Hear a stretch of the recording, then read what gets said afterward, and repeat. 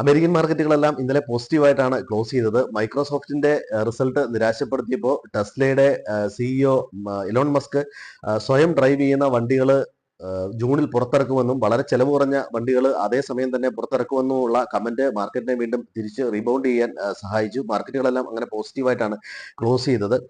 IBM ഓഹരികളും നല്ല റിസൾട്ടാണ് കാഴ്ചവെച്ചത്.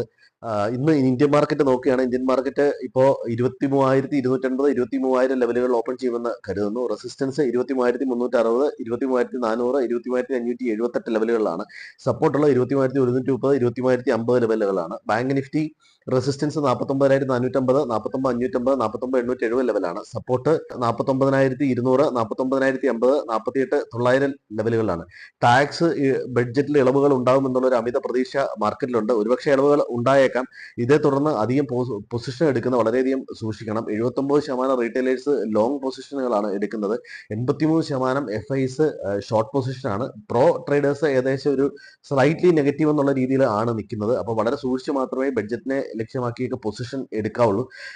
ഇതിനു മുമ്പുള്ള ബഡ്ജറ്റിൽ നിർമ്മലാ സീതാരാമൻ ക്യാൻഡിൽ ആരും മറക്കരുത്. ഇനി അത് ആവർത്തിച്ചുകൂടായില്ല. അപ്പോൾ സൂക്ഷിച്ച് പൊസിഷൻ എടുക്കുക.